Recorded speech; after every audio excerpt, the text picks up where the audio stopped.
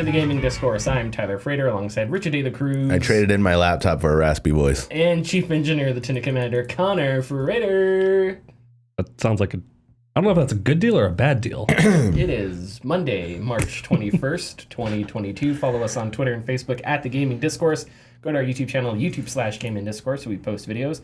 Go check out the Halo Infinite video. Posted that last week or a week before, something like that. And I just posted a review of Far Changing Tides, which is a sequel to Far Lone Sails, which I'll talk about here in a little bit. Enjoyed the game. Was not perfect, but I'll get into that. We have news. We have stuff to get into. Richard has a raspy voice. So that's okay. Just double the smooth jazz today. And I've been playing Elden Ring. Yeah. I think you've been playing Elden Ring. It's either that or Genshin, whichever one you guys want. Connor, what have you been playing? I beat Pokemon Legends Arceus. Hooray! Like beat? No, I beat like the main Sure. story. Okay. Sure. There's still the some of the side quests that are like gather 800 billion of these things, and then getting all the type plates to face off against Arceus. Right. I still have to do that. But I loaned the game out to my friend because he wanted to play it. I'm like, well, I just beat it and I can do the side stuff later. Yeah. So I picked up, Valkyria Chronicles 4. Nice. Oh, that's the anime tank game, right? Yes. Yeah. Okay. It's a good one. It's interesting. Yeah. Well, the first one's a good one. Sorry. The first one's good. I don't know about them. I like the actual gameplay of it. It's pretty fun. It's akin to a Final Fantasy Tactics, Fire Emblem type game. But the story is where I'm kind of hit or miss with it. And I don't know if it's just the style of game or the writers not understanding war. Because, like, the big penultimate strategy that this government came up with to end this invasion is taking the enemy capital. And it's like this big revelation that, no, you don't mean, yes, we're going to take their capital. It's like, no, yeah, that's what you do. And there's just other weird things in the story that are just here and there. You get your stereotypical characters from... Tropes. Yeah, the tropes. I just did a mission that it was a mock battle between me and another squad over food. Oh, yeah. Yeah. It was fun. It was easy. The game has these weird difficulty spikes. It does. It'll be like cakewalk, 20 tries. Cakewalk, 40 tries. It's weird spikes. But one thing that bothers me about the game, and I don't understand why it happens this way, but cutscenes are broken down into smaller cutscenes that you have to load individually.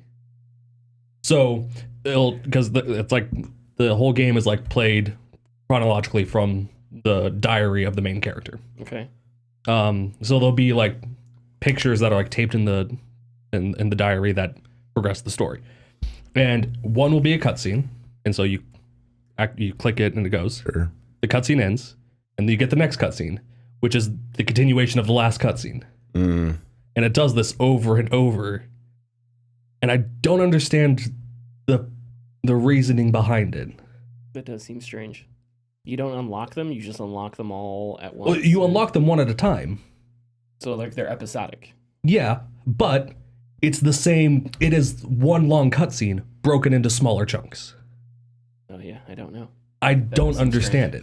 They do that a lot. Japan does that a lot. I don't understand. Zestiria did that. Or sorry, Tales of Arise did that. Okay. Yeah, I don't understand it. I'm not against it. It's just the story will start to like reach towards a climactic point and it'll fade out and I'll have to hit A to go to the next cutscene. Yeah. Fragmented. Yeah. It kind of breaks some of the tension. But other than that, the game is fun. The little side squad story missions where you get where if you have people who like each other or dislike each other in battles enough, they'll get their own little individual missions with each other, where they can change their personality types and stuff like that. It's really interesting, really fun. But other than that, I have played a little bit more of Elden Ring. At this point, it's not much that I enjoy the game. It's just there are parts of the game that I was playing earlier that beat me, and I'm stubborn. Yes. So now I'm like, all right, so I can't beat that part yet. So now I have to go grind a little bit. And now I can go beat that and then be done with this game. But then that happens at another place, and another place, and another place. It's like our responses right now is like you're in an AA meeting. It really is. Yeah. We know. Man. I still haven't beat any of like the main like storyline bosses. I've only beat random bosses that I've run into, and I'm like, is this the game? Just run around, collect plant, kill zombie, go into mist. The scenes in Batman Begins when freaking Liam Neeson's just kicking the shit out of Christian Bale. Yeah, that's pretty much your first 15 hours of Elden Ring. That's what it's like. Okay. I remember the days when it was a shield and a spear for me, and man, those were some dark days. I have yet to use. I have a shield that causes bleed damage. Now I don't use it. I have a spear. I don't use. I just use the sword that I found. Sure. Yeah. And some magic and summons, and that's about it. It all comes down to knowing how you want to build your character, and then finding the things that fit that character build. Yeah. And then learning how those things work. So, like with my faith-based character, I have shield and the spear, and then the spear has prayer wings, which is a specific attack with the or not a spear, a scythe. Yeah. Prayer wings, which is a specific attack with the scythe, and it's unique. I don't think any other weapon has it. But it's also a sort of a odd attack because it's two really big swings, and my character jumps into the air and then lands, but they're not invulnerable, so you have to know when to launch it, because you can get hit as you're doing this. And sort of going from a normal sword or like a spear, which is, stabby, to a scythe, which is all swinging and spinning and stuff like that. You have to learn like how better to time your attacks and stuff like that. And then you work in spells, and then you also work in different summons. Different summons fulfill different purposes. I just unlocked a new summon. So right now I alternate between 5 summons, and I have like 15, right? Some of them are fun. Like you get like skeleton warriors or something. Skeletons, which is fun, but they're not super useful. Are they spooky and scary? But they're spooky and scary, sure. But I use the wolves, the jellyfish, and then 3 of these special ashes. Oleg, who is a knight who dual wields swords, who's super powerful. Yoler, I think, the headless. Yeah, the headless. Which is a spear with a shield. And then I just unlocked Black Knife Tiche, which is apparently one of the best, which I got to share the story about unlocking Black Knife Tiche because it was extremely difficult. So sorry, was there anything? I was about to say, I just unlocked Euler the Headless, but I can't use him yet because I don't have the FP for it. Yeah, and that's the thing about the specials is that they cost a lot. Yeah. So it sort of locks off. I'm finding myself mainly using one summon, and it's not the jellyfish, it's the fanged imps. Yeah. Because they'll just fucking go ham on someone. And I think they still do. I think they still incur blood. Yeah. Blood loss. Yeah, on enemies. So, and they are useful early on, definitely. What else? Sorry. I think that's it. Yeah. All right. I have a story for Elden Ring if you want to. I don't know what to talk about in Elden Ring. I'm still trudging along. I beat Renala. Nice. I have Sorry, I'm just cutting everybody off tonight.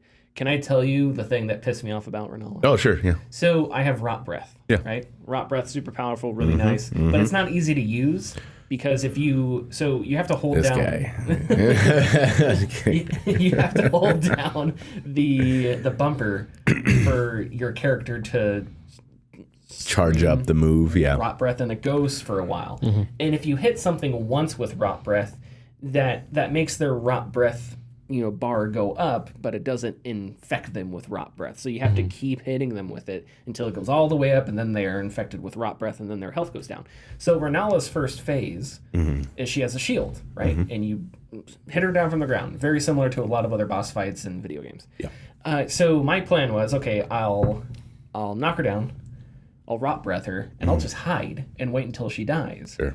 And it worked, except the boss fight forces you to kill her without her shield. Mm-hmm. So even though I had taken her health bar all the way down with rot breath, it forces you to go through, destroy her shield and then punch her in the face again, and then it goes to the second phase. That infuriated me because I felt like I earned that. Are you sure the rot breath then would just wear off with like 1 hit point left? No, definitely not. No, yeah. But it forces you to do that, which I thought that was really like, that was the developers cheesing the players back. You know what I mean? Like they just breaking the rules of the game to force you to do something, even though, I totally took advantage of something they created in the first place. Yeah. Anyway, I'm sorry. Congratulations on beating Renala. Yeah, no, she was great. Great fight. I decided to go explore the very north area, so I went to Mount Gelmir. Yeah. And then I went a little bit into the Atlas Plateau because I wanted to find the Mimic Tier Ash.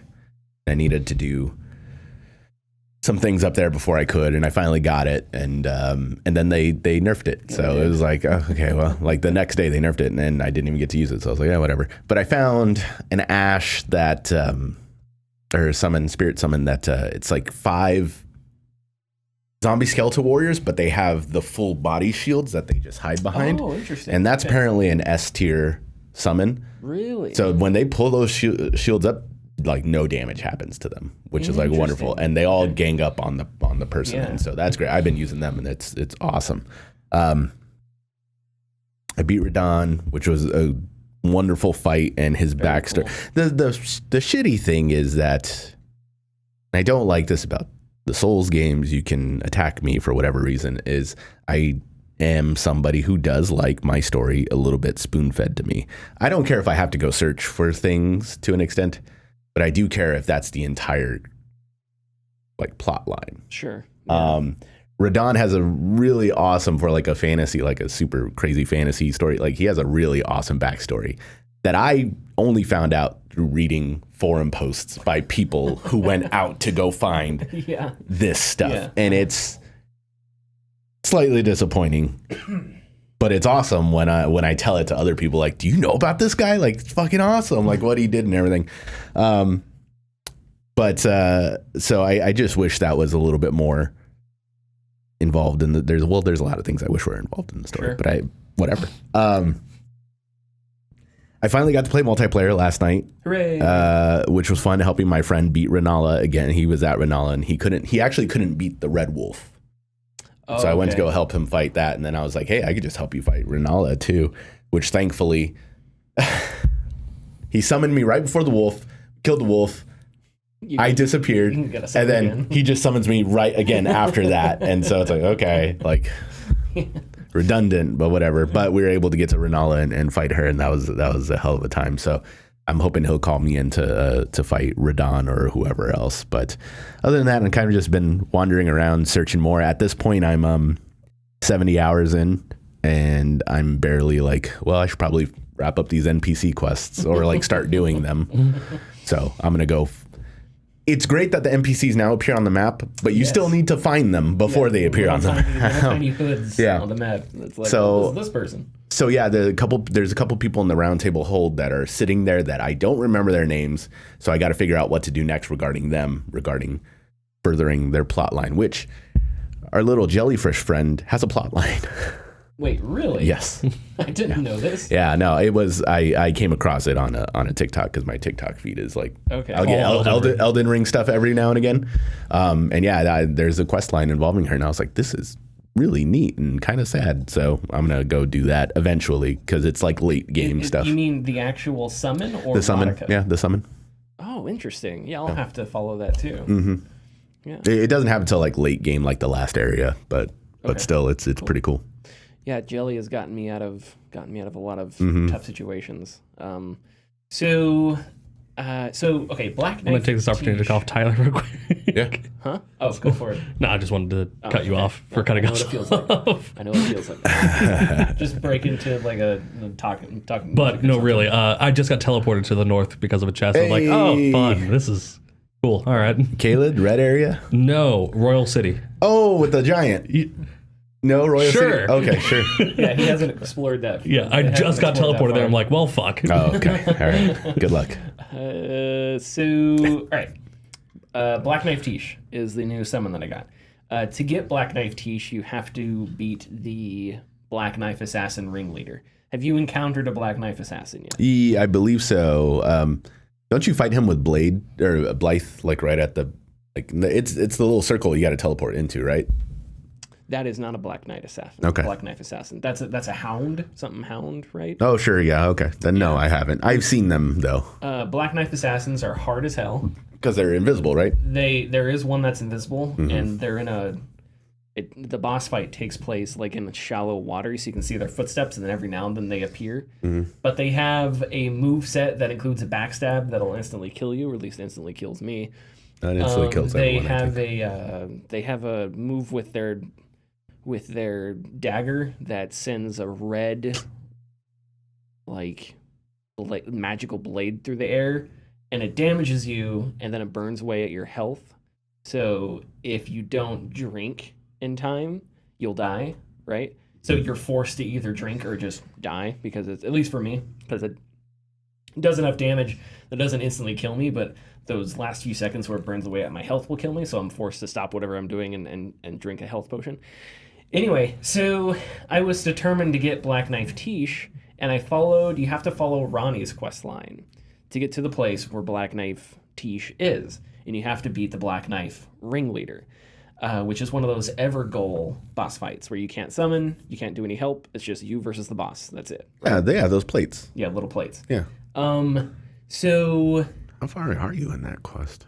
I don't know. I don't know if I've beaten it. I really don't know what's going on. I feel bad because, I'm in the same boat. I could sit down and I could read. I could pay attention to the story, but I just don't have it in me right now. And so I have NPCs that are dying. I have NPCs that are murdering other NPCs. I have NPCs that go off into the world and I have to go find them and they're doing their own thing. And I'm just like, somebody sat down and over the course of years wrote this big epic story with all these characters doing different things and probably has all kinds of moral implications. And because in Souls game, there's always just gray areas and kings that get too powerful and kingdoms that fall because of hubris and blah, blah, blah. And I'm just like, where's the summon? and I feel bad, but at the same time, other people are enjoying it. So I really have no idea where I'm at with regards to Ronnie's questline. I think I'm close to the end because that's what I've read, but I don't know for sure. Anyway, so Black Knife Ringleader, insanely hard boss. Incredibly fast. So fast that you can't even cast spells. Because if you try and cast a spell, they dodge it, first of all. And second of all, they run so quickly that as you're in the process of casting a spell, they'll just catch up to you and start wheeling away.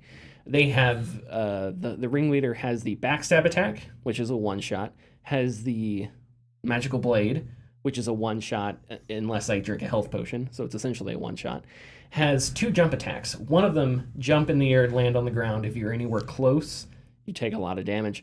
The other one, jump in the air, land on the ground, and they send a bunch of the magical blades around them in an orb. So if you're like within a 20-foot perimeter of them, and that's after they land, you'll just die instantly from this attack, right?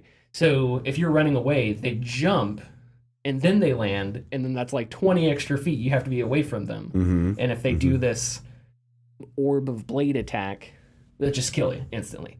So it's probably because I'm a little underleveled, but this boss had insane moves, and it was insanely difficult. However, I killed another Black Knife Assassin somewhere else in the world, and I had the Black Knife that the Black Knife Assassins use, and I have that magical razor ability that they have. So this fight actually looked really freaking badass because it's these two people slinging magical blades at each other, which looked awesome. And like you said with the General Radahn fight, I was talking to another friend about this.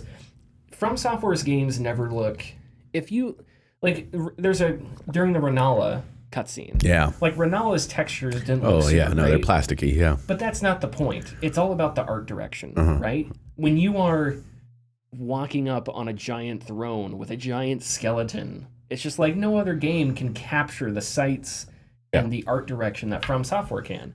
So, and it's the same thing with this fight. Like, if I were to look down at the ground for a second, maybe crouch, it probably doesn't have the same quality that maybe Horizon West does or something. But when you have these characters doing these really athletic-looking moves, it's running like at 60 frames, whatever. It's just there's not very many other games that can compete with that sort of art direction. And that's true for the entire game, but this fight specifically, because both of our moves, we jump in the air, spin, your character turns red, and then you fling out that thing, the thingy, and it looks awesome. But anyway, so how I had to beat this person. Oh, and another thing, I have my weapons do holy damage because I'm a faith-based character, right? So I'm not doing a lot of damage to the Black Knife ringleader, and I'm like, what the hell's going on? So I go to the wiki page, and apparently they are the most resistant to holy damage. The wiki says it's like 60%, which means if I do 100% of holy damage, I'm only doing 40% after the resistance, which really sucks when my entire character is rot breath and holy, because they're also immune to rot breath. So I didn't have a whole lot of tricks left. So what I had to do was run in a circle. They chased after me. And I'm not exaggerating. I probably had anywhere between a 20 and 25 minute fight where I'm running in a circle. This Black Knife assassin is chasing after me. And whenever they did their jump attack, I would get it far enough away that I knew I was safe. And then as they were about to land, I would start my knife attack. Gotcha. And I would hit them with that. And it would take their health down just a little bit. And then I'd run away. We play cat and mouse again. Where I'm running. Literal death by 1,000 cuts. Literal death by 1,000 cuts. But I was freaking determined. And at the end, I no exaggeration, I was the world's foremost expert on the Black Knife ringleader, because I knew, like, I could remember the movesets because I fought this boss so many times, and as they started the moveset, I knew exactly what was going to happen. I knew where to run so that when they did their stab move, the camera would turn and I could run away instead of getting caught in the stab move. I got really freaking good. I'll never be as good as I was in this boss fight ever again. The next boss I come across is just gonna smash me, and I'm not gonna have anything to do. It's not gonna be the next boss. It's gonna be a pack of rats. It's gonna be a pack of rats. Yes, yeah, pack of rats. Or weird alien things with gigantic eyes. I encountered ants. Oh yeah, that giant was ants. Fun. You get the hand spiders. Worse than spiders. Yeah, these are just ants. Because ants. right. I mean, I'm not like ants or whatever to me, but giant ants in a very claustrophobic cave that can just appear out of the ground instantaneously. That's not fun. No, I don't like that, especially when they don't. Anyways. But anyways, I have. It's the only weapon I've used the entire game. I forgot what it's called, but it's the weapon you get from the Bloodhound guide. So it's a one-handed, long, like several curved blade, but it has this really neat ability that when I press R2, I do a couple steps forward, I pull the blade upwards, and I do a backflip.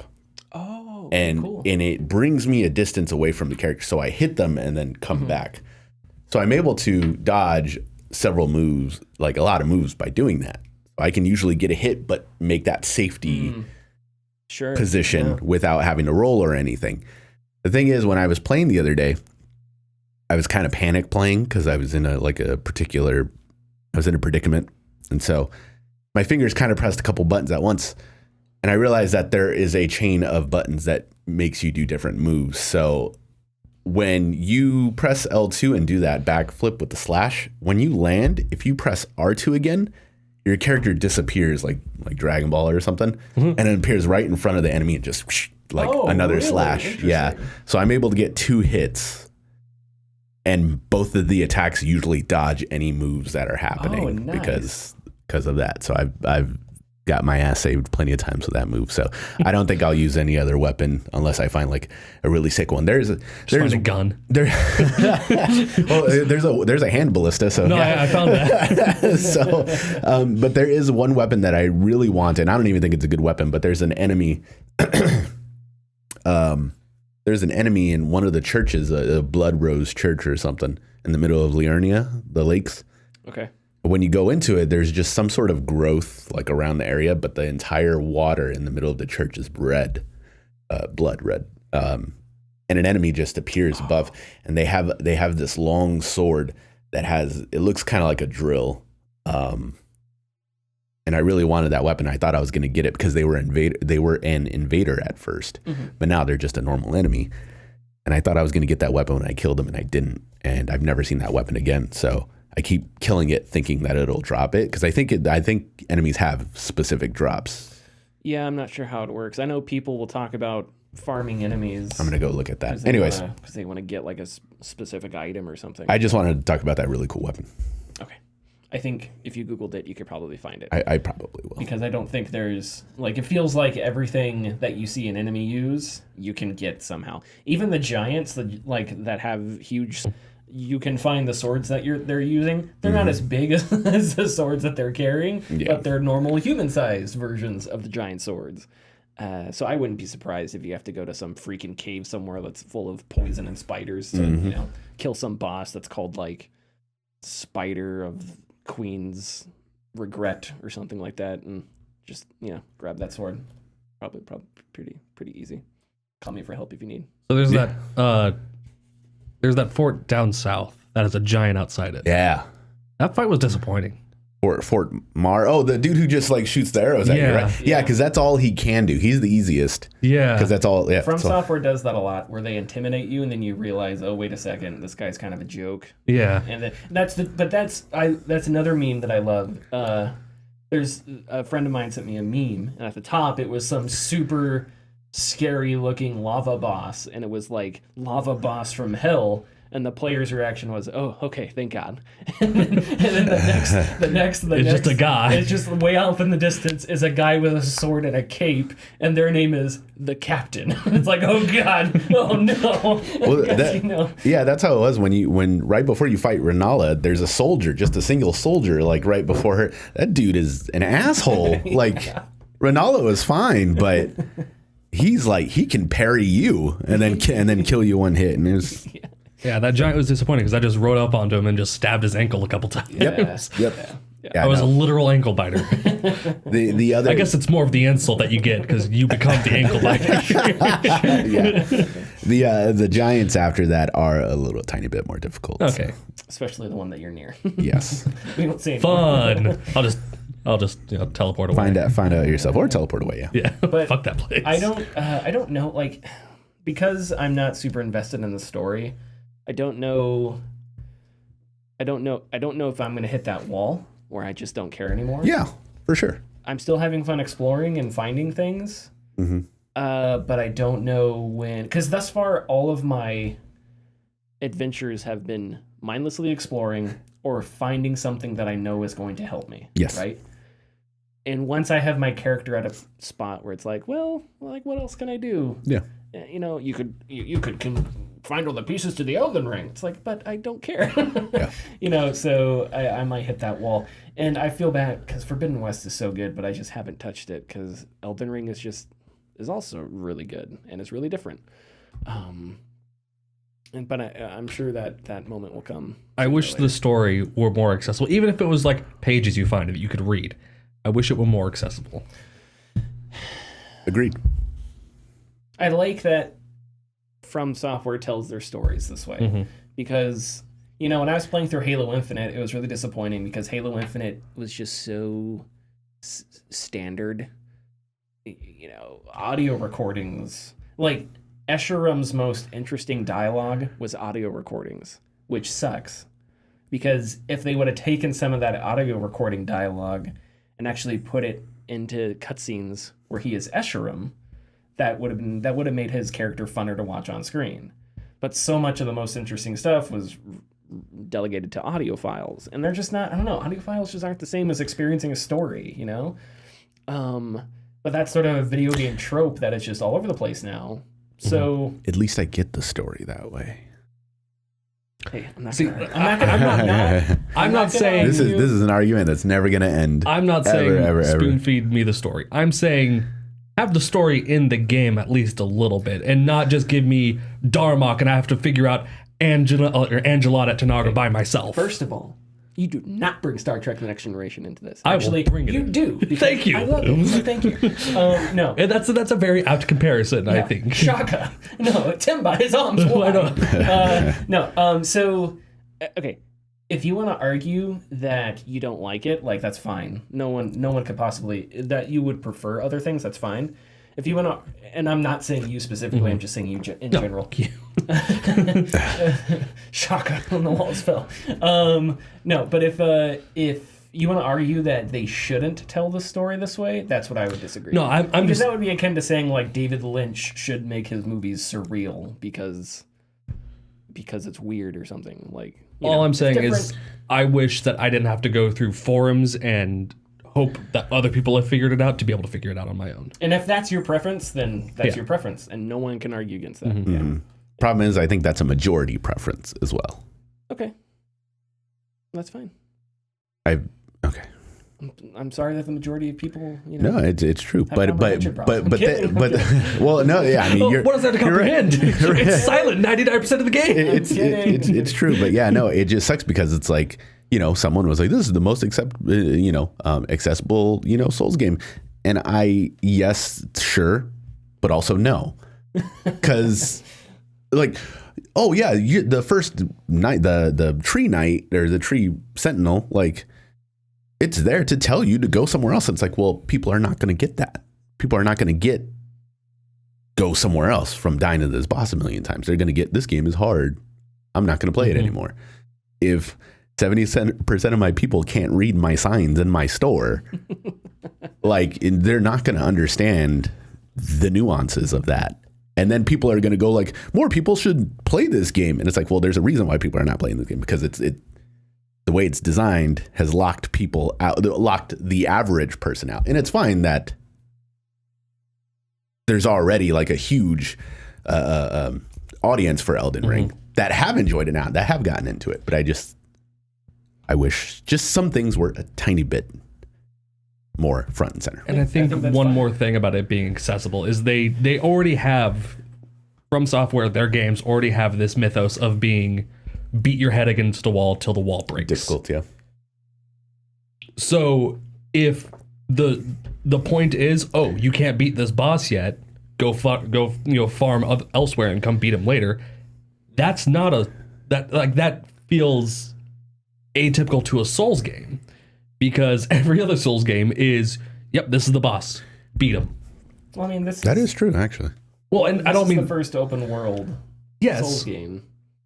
But like the whole point was like with what I'm saying is they've already built this idea around their games that you just keep on going until you beat it. Not, hey, maybe sometimes you got to go do something else.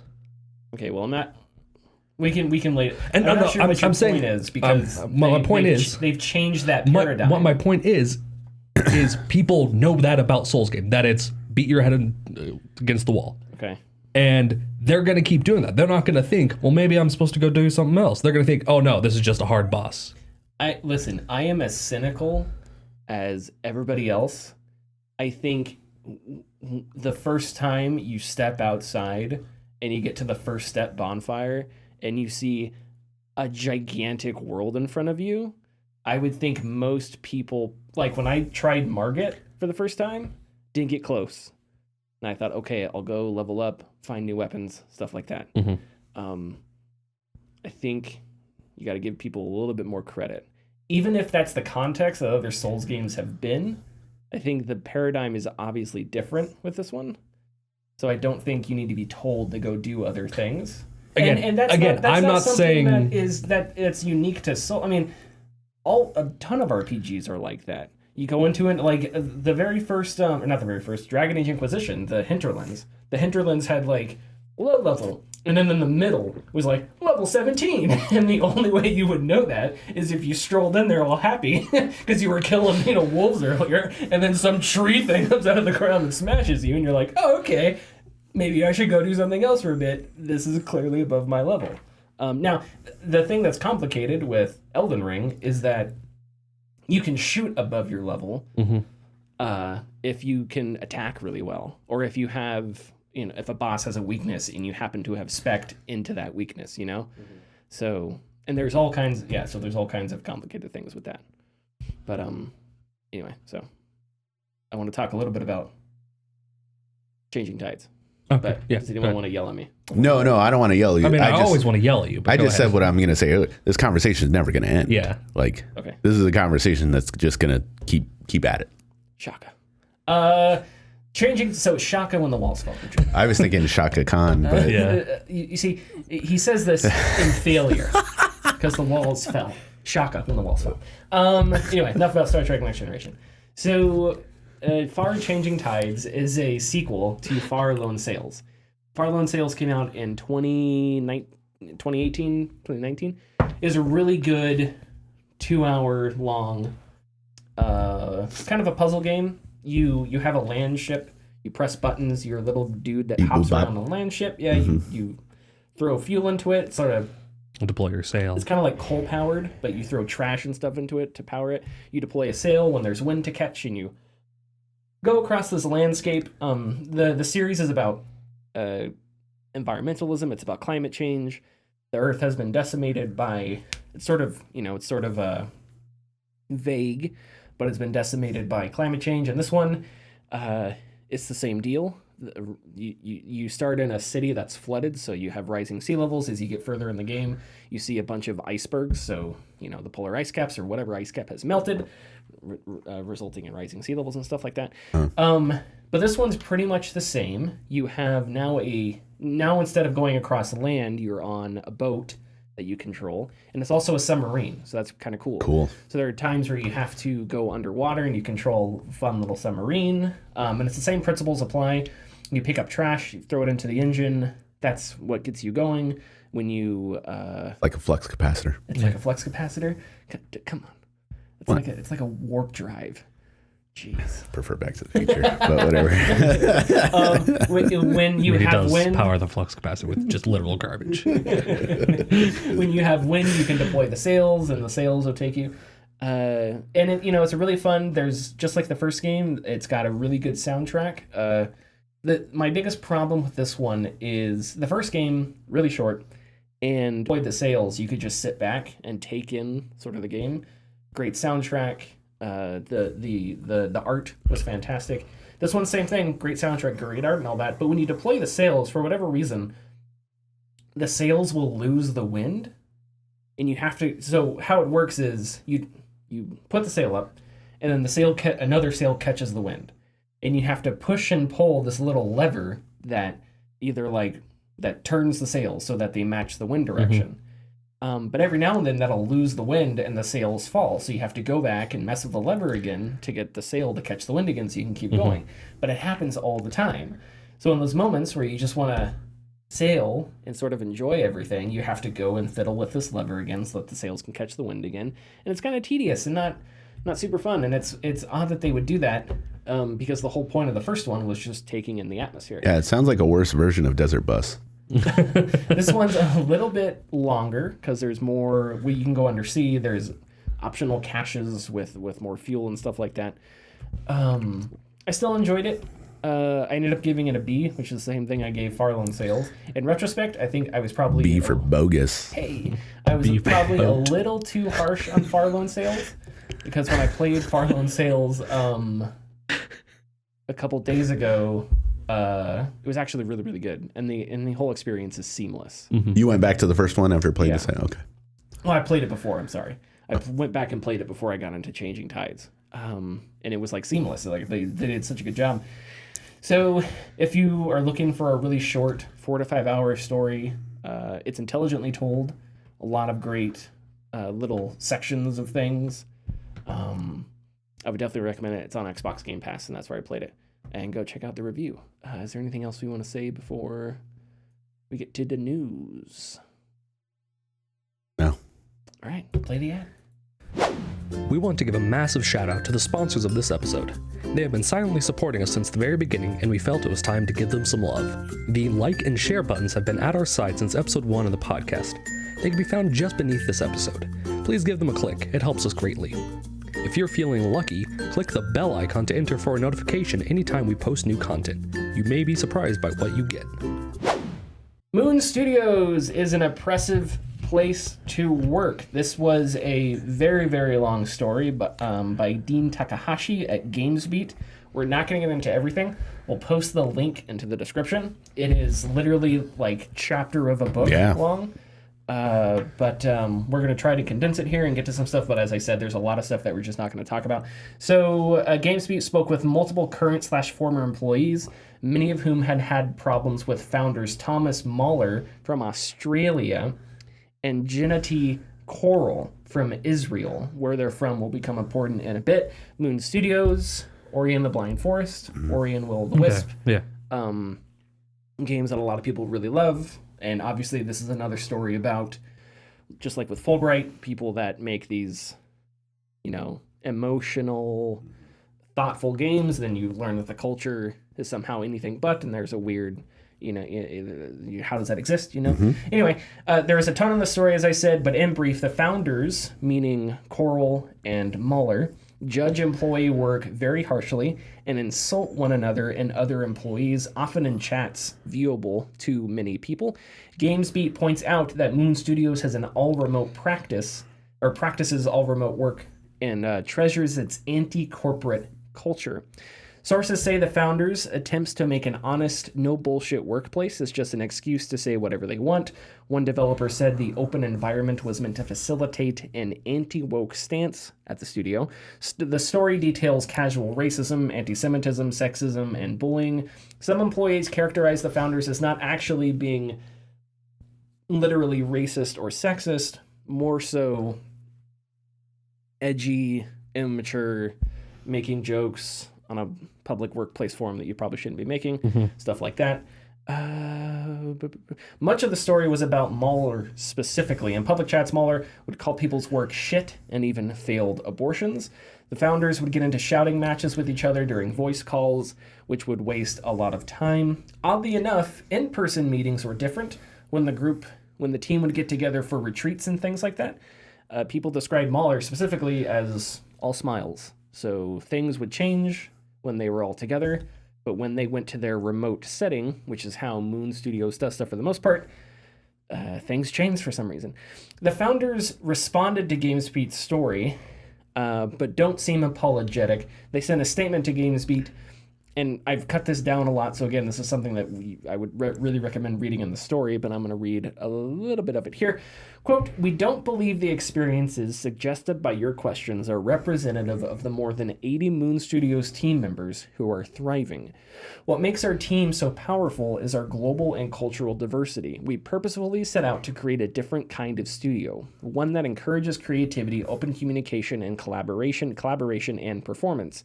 The result has been 2 award-winning games. If we have ever made anyone feel uncomfortable or let anyone down, we regret that, and we will always strive to do better." End quote. So this is another small-time studio, much of the same. There's an angle here that I find interesting, which is their anti-corporate. Their motto. Whatever you'd call it. Yeah. I have 2 other quotes down here. Is there anything off the bat you guys would like to say first about any of this? I think this story caught on a little bit. I think a lot of people felt it was shocking, probably mostly because of the games that they have made, the Ori games particularly, known as very emotional, very good platform games. Turns out that the studio makes it, has all of these allegations against them. And then you go into the forums, or you go, on Twitter threads, and then I was on the Reddit post about this. And there are lots of other people who know some of the folks who have worked at these studios. And it is a resounding, yes, this is happening. Yes, this has happened. And it was no reasonable doubt, I guess. It was like, my friend said it was awful, like just an awful experience. So I think that's probably the reason why this is such an interesting story more than the other ones that we have heard in a couple months, because unfortunately we have gotten to a point where, it's another studio. Sure. It's another studio. But this one was kind of like, I think people were taken back by this one. Yeah. but it's unfortunate. People Make Games made a video that came out a couple days ago. I saw that. 40 minutes long. We're going to save it for next week because it's basically all this, but that has more to do with Annapurna Interactive and stuff like that. Oh, that sucks. Yeah, that really sucks. I don't want to get into the People Make Sure, Games. no, video, that's all right. Yeah, I'll just say this: it's a lot of it is incredibly similar. Okay. You have what you don't hear. Well, I think one of the big problems between sort of big AAA studios with crunch and smaller indie studios or whatever is you don't. At smaller indie studios, you have like the figurehead. You have the person that started it or whatever that wields like a lot of control. Whereas at like BioWare, and I'm sure at bigger AAA studios this may happen too. But at BioWare, it's like the creative director at BioWare did not start BioWare, or the creative director at I don't know, name a AAA, Bungie. Did not start Bungie. Right. I don't know who the creative director is. And maybe Jason Jones. If it's Jason Jones, he did start Bungie. So if it's not, doesn't matter. But you understand my point, right? Is these people are not famous for starting a company and then making one game. Right. They don't wield this huge amount of power that people at indie studios do. The thing that I came away from feeling really, really strange about is this insistence from their founders that from Mara and Coral, that they're like afraid of censorship or not speaking their mind, or I want to read two more quotes here. So this is from a company staff call that they had with employees when they found out GamesBeat was going to write a story. So they find out GamesBeat's going to write a story. They know what the story's about because GamesBeat sent them questions. And this is what they say to employees in anticipation of the story being published. Mahler said, quote, "We have tried to clean up things in the chat. You may have seen that. We are now a fairly big team. We do not ever want to become a corporate environment. We think there is a huge gap between how Moon behaves and how a typical games factory. But with size, we have to make sure we conduct ourselves properly," end quote. Coral said, quote, "I don't want us to start walking on eggshells. I don't want us to feel like we're under surveillance and being watched. I don't think it is a healthy way to live your life. It's not a healthy working environment," end quote. I found these so strange. Yeah. Because what the hell are you talking about? Yeah. It's like you're completely missing. You wouldn't have to walk on eggshells if you weren't doing this shit in the first place. That's what's strange to me. Yeah. Like if you have created an environment where people are going to the press, it is incomprehensible to me that your reaction to that is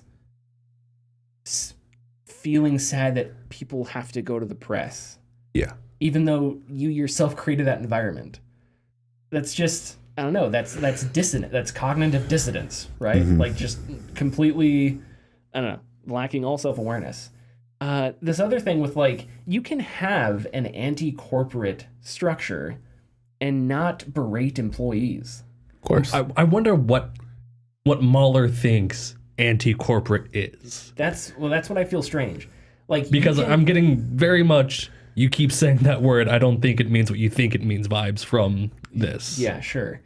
To me it sounds like I don't know, I don't want to characterize, but okay, one would say that they want this anti-woke culture, right? Mm-hmm. Where they want to have some irreverent studio where they can say whatever they want without fear. But like anti-Semitic jokes, whether you're Andrew Wilson or some indie dev nobody cares about, I don't think the context matters. Mm-hmm. Calling bullying employees in chats, giving bad feedback, just saying your work is shit, like that's not irreverence. That's just being a douchebag. Yeah, I don't think not being anti-Semitic or not being racist is woke. It's just not being a bad person. Yeah, that's what makes this really confused to me. So it's like instead of self-reflection, it goes straight to defensiveness. Mm-hmm. And that just comes off as strange. Like, what world are you living in? I don't know. And I understand people's disdain for corporate cultures. Like, I totally get that because corporate culture is fake, right? It's it's complete bullshit. But like, again, just because you want to have an anti-corporate culture doesn't necessarily mean that it's okay to berate people. Like, I think that's a really simple line of logic that these two dudes, it's just, they go up to bat and it's 3 straight swings and misses. Like, it's like, what are you completely missed the mark. Like, anyway, so I don't mean to sound dumbfounded over and over and over again, but that's the thing that I think surprised me the most. I'd like to know more of what Mueller is corporate versus anti-corporate, because it doesn't make, like, it isn't necessarily, anti-corporate to do what he's saying. Sure. Or what he's been reported of doing, rather. Sure. Yeah. Anyway, I think another angle to this is when you cover big AAA studios, I don't know. Those people have more, like, when you cover Bobby Kotick, he's an asshole. He's got a ton of money. Unfortunately, he'll be fine, right? When you're talking about smaller studios, I do wonder how much that changes the context of reporting, because that person doesn't have that much power. But at the same time, what they're doing is wrong. So you can't just say, well, because they have less power, all of a sudden the thing that they're doing that is wrong, you can't report on. And I think this is relevant because there have been a lot of indie studios now with the People Make Games video, now with this, story about Fulbright, Scavenger Studio, all this stuff. It's like you have these studios that are small, that are trying to, buck the trend of AAA games and huge budgets and all that stuff. But they have problems too, and how do you report on them, especially when they don't have as much power? I thought that was interesting. I think the story did a really good job. And yeah, I just, the same as you, Richard, I went on Twitter for a split second against my better judgment. And yeah, I saw like a couple tweets. It's like, hey, I worked at Moon Studio for blah, blah, blah, blah, blah, and this story is absolutely true. And that's what happens when a story like this gets written. People feel safe, which is good. They should feel empowered and safe to come out and share their experiences if it's true. And it sure does look like it's true, unfortunately. So, are we ready to move on? Yeah. Okay, a quick update on Sony and their sexism. Their allegations. Yeah, their allegations. So Sony has responded to the allegations from 8 women, that we talked about last week. A little background here. Last week, 8 women added claims to Emma Majo's lawsuit about gender discrimination at Sony. In response, Sony said, quote, "To be sure, Sony Interactive Entertainment takes the substance of the newly submitted declaration seriously, although most are by former employees who no longer work at SIE. SIE either has addressed or will address the issues raised in them in due course, as SIE values its female employees and takes proactive steps to ensure that they have every opportunity to thrive and be heard," end quote. Sony is standing by its previous statements that Majo's lawsuit is short on. They always say, we are taking steps or proactive steps to ensure blah, blah, blah, every opportunity, blah, blah, blah. But we never hear about those steps. Like, we never see it. We never hear it. And everything is already taken care of behind closed doors. So how do we know that this won't happen again? Well, there's that.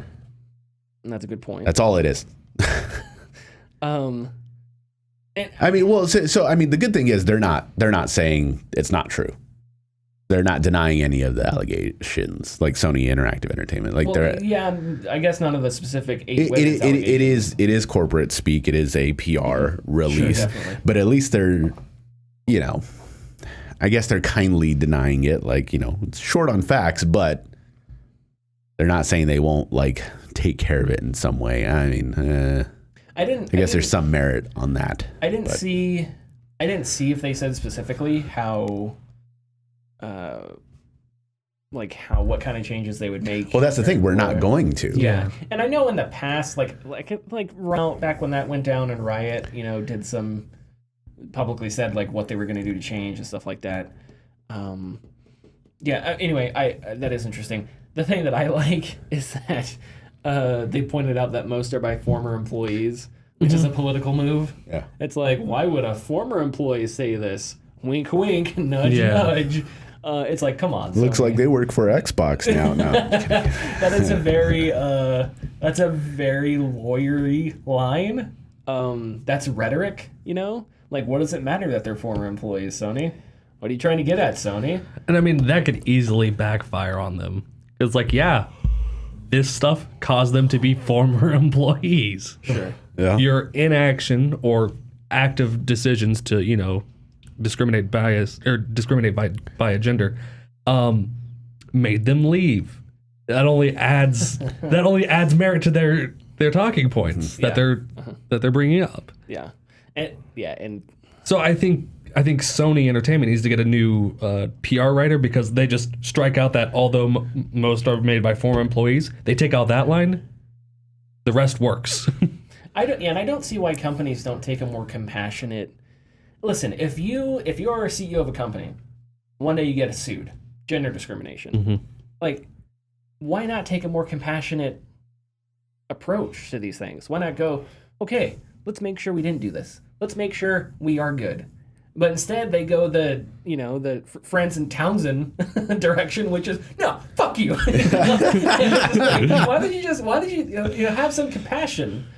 Slowly go into this. And if it turns out that an employee is slandering your company, you're a multi-billion-dollar company, you'll be okay. Yeah. You know? I mean, just read the statement without that although about former employees. It's to be sure, SIE takes the substance of the newly submitted declaration seriously. SIE either has addressed or will address the issues raised in them in due course, as SIE values its employees or female employees and takes proactive steps to ensure they have every opportunity to thrive and be heard. That is a much more palatable statement. Yeah, definitely. Than, throwing in there, hey, they don't work here anymore. Which is rhetoric. Which is building an argument. And, I don't know. I guess I just wanted to point that out. Like, if you're as bad as Activision Blizzard was, at least J. Allen Brack was sad about it, compassionate about it. Don't go the Francis Townsend via Bobby Kotick route. I don't know. Just go compassionately. I think that's the answer here, especially when these things are so endemic to our society, let alone games culture. So, anyway. Are we ready for tidbits? Tidbits. No audio this week. There's no audio. That's our intro. Richard, tidbits. We got a handful of tidbits, both collected by Tyler and me, because I'm a dumb and I forgot my laptop. You're not a dumb. I can be a dumb sometimes. That's dumb.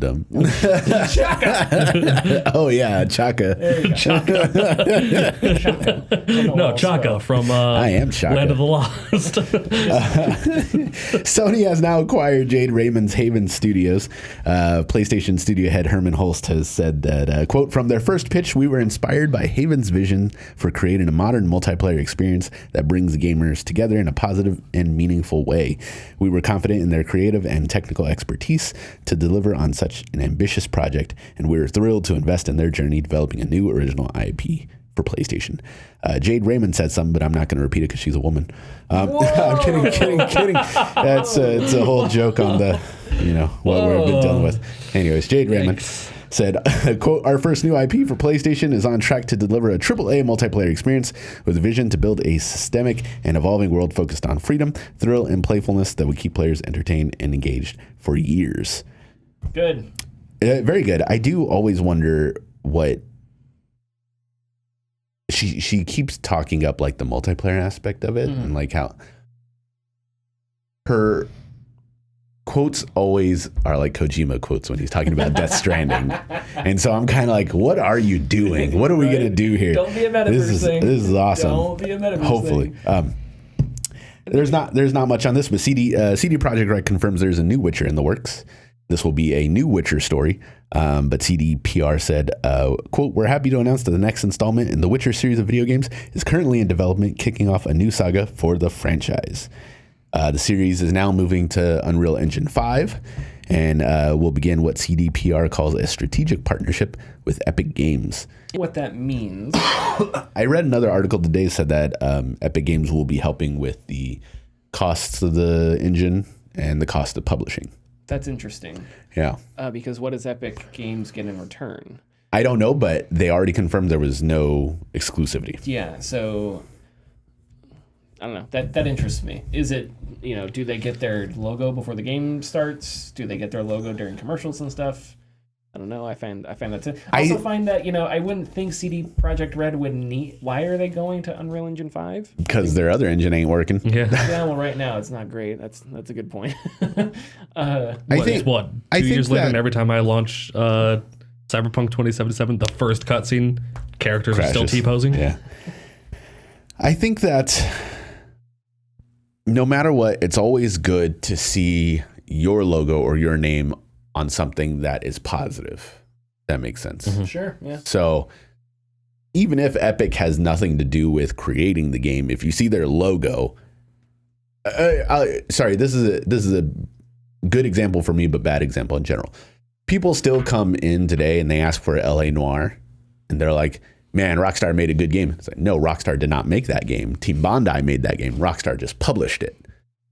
So if they see The Witcher, they see Epic Games, I'm sure you're going to see people being like, wow, I can't believe Epic helped make that game. And it's like, well, no, they didn't. Yeah. There's nothing bad to come from it, I think, for their image. And it's probably good whenever a AAA company decides to publish a game using Unreal, using your engine. That's probably great, right? Yeah.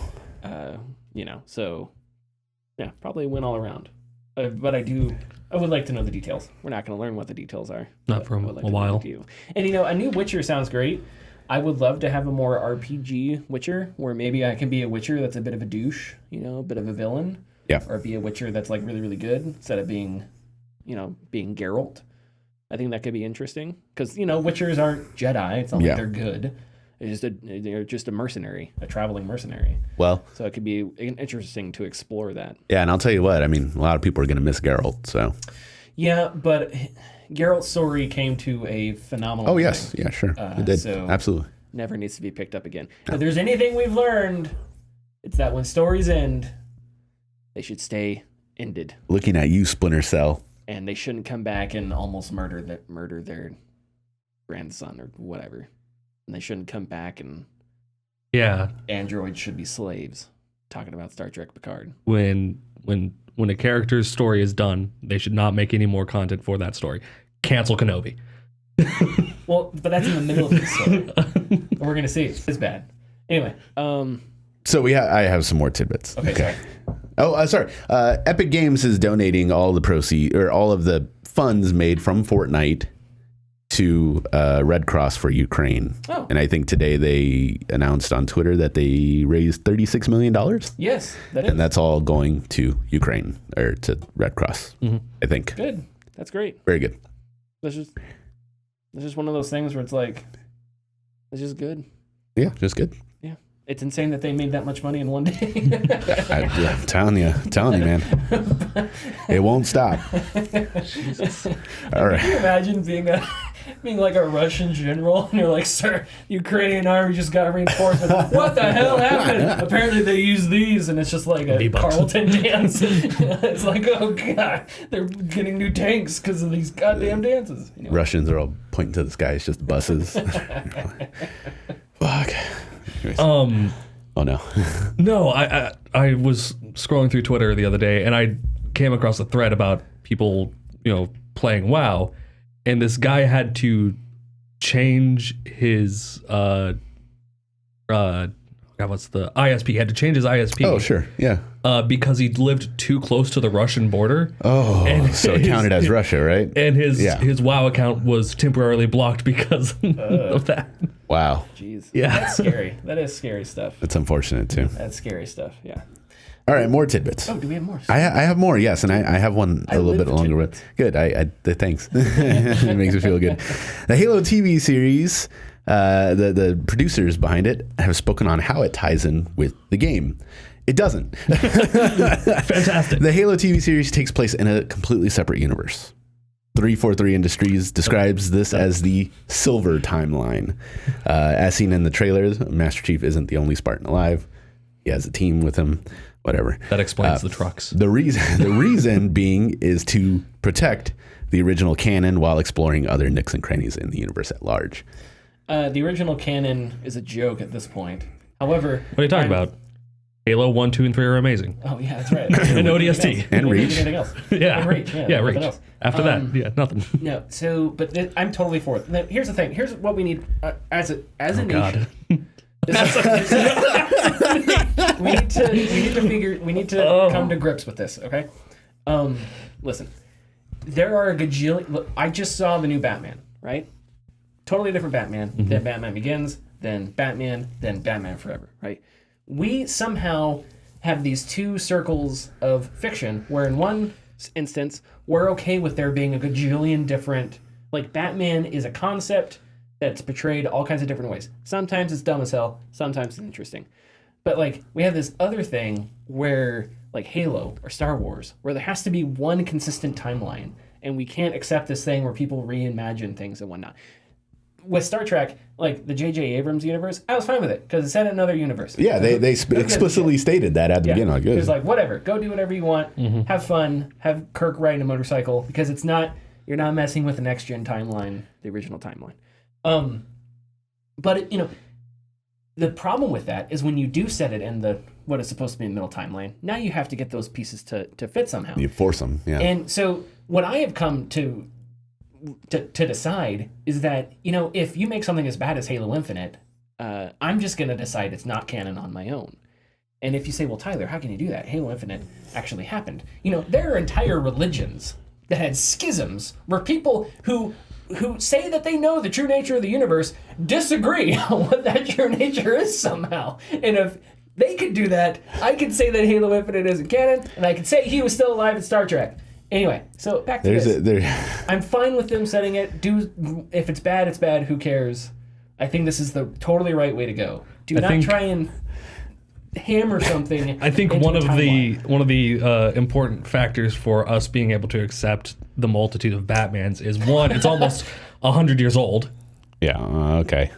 That's true. And two, when it was first being developed, they didn't even know what they were really doing. They were just writing out stories, having fun, having a good time. And then they started writing other Batman stories. And there was no official, this is the only Batman. There's only the Halo games. Yeah. Okay. Yeah, that's a good point. That's true. I'm just kidding. Fuck you. No, it's a good point. Thank you. But I think we should just, as a nation, it's going to be a healing thing. As a society. as a species. I think that fixes everything. This takes place in a different universe. Yes. But there are fandoms that just can't accept that. Like Castlevania fandom, like with the Lords of Shadow series. Like that game is a completely separate universe, but everyone's like, it's terrible. I hate it. It's like, well, come on. And I can understand people being disappointed because it'd be cool to have a Halo TV series that takes place somewhere along with the games. I can understand that disappointment. But I don't know why you have to be constrained to that. Go off and do crazy stuff. Have fun. And we'll always have the games, which are an absolute joke. Anyway, okay, sorry. Well, after 5 years, it's finally happened. Nintendo Switch now has folders in their updates, so you can put your games in separate folders. Yes. Oh, interesting. It's taken 5 years to get to this point, but with patch 14.0, you can now make folders on your Switch. Hell yeah. So you can sort all your games, because I have only you can only have 6 square selections, and then you have to go to the main page that fills up all that shit. Anyways. I can now make a folder for my 4 games I own. There you go. I don't own a lot of games either. Okay, so this one is a bit long, but I really like this. I thought it was very interesting, so I probably could have made this a news story, but I don't care. So have you guys heard of the phrase, the quote from Shigeru Miyamoto, that a delayed game is eventually good, but a rushed game is forever bad? Yeah, famous. Cool. He never said that. Not surprised. Over on Twitter the other day, someone bet readers that they couldn't find proof that Miyamoto actually said this quote. He was just like, I'll give you $100. Find me exactly where he said this. Of course, it started a whole conversation. Lots of gaming historians came in to kind of work together to find out what happened. Eventually, Ethan Johnson, who goes by Game Research _E on Twitter, came around with his findings. The source of the quote comes from Jason Schreiber at GT Interactive in an issue of GameFan in June 1998. This is Jason Schreiber. Schreiber, yes. So not Schreier. Right. Oh, the plot thickens. It's just Jason Schreier without glasses. Yeah, exactly. It's like the Groucho Marx glass with the nose and the mustache. Yeah, mustache. Totally. He said, quote, in an issue of GameFan in June 98, he said, quote, "A good game is only late until it ships. A bad game is bad forever. We want time with this game. We know we have something special and we didn't want to rush things." This was in regards to Unreal when it came out. Yes. Unreal Tournament Unreal. No, just Unreal. But just, sorry. Yeah. Which was released in 1998. Zelda Ocarina of Time was also released in 1998 as well. And eventually people from Usenet eventually began to attribute this quote to Miyamoto. Here's where things are a little interesting. In GamePro magazine in 97, a year before, on page 28, in reference to a PS1 game called Blasto, starring Phil Hartman. It's a funny game. Yeah. The magazine states, quote, "Or as an industry catchphrase goes, a late game is only late until it ships. A bad game is bad for the rest of your life." So this quote in the gaming industry was known at some point before all of that. In an issue of Edge magazine in 1998, in regards to Ocarina of Time, the writer stated that Nintendo lives by the same mantra, quote, "We once saw posted on the wall at a development house. Reading comprehension is important, and this line isn't saying that Nintendo had that sign up at their development house. It was referring to something the writer saw somewhere else, but they were using it in a line related to Nintendo."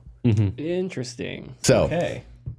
Along the way, Usenet, I mentioned before, people started to attribute the quote from Miyamoto for some reason. Miyamoto eventually commented on the delays of Ocarina of Time in another issue of Edge magazine in 2001. He essentially stated, quote, "If I let the game be released in this state, I will be ashamed. Because if the development team doesn't end up feeling like craftsmen, artisans, then it won't be a good game." Last part. In several opinions of historians, including Ethan Johnson, Miyamoto never said his supposed infamous quote. It has been a large game of telephone since it's been out and about. Other users began to point out that in the last decade, Miyamoto has been asked several times about the quote, to which he has responded to it. However, Johnson believes that this is a case of being pigeonholed. Being in the industry for as long as Miyamoto has, all the interviews you've done, you could probably begin to believe, well, I probably said that somewhere along the lines, and he just kind of goes with it. So interesting. That's it. That's good stuff. People suck. It's really, really cool stuff. The actual version of the quote, that a late game is only late till it launches, sounds like a yogiism. It ain't over till it's over. Yeah, totally. I was going to say something. That happens a lot with historical quotes. Yeah, of course. No plan survives first contact with the enemy was a quote that I used to open the Gloomhaven video. And I was like, who was that? I thought it was Dwight D. Eisenhower, but I don't know. I looked it up and I was like, and the same thing happened. It was like, well, Dwight D. Eisenhower is attributed here, but there's also some German general in 1874 who said something really similar in a book he wrote about tactics. And it's like, holy hell. Yeah. It was first attributed to Colonel Joseph Beauregard. And the 4th Virginia Infantry in 1865. Yeah. No, so I love that kind of stuff, man. Yeah.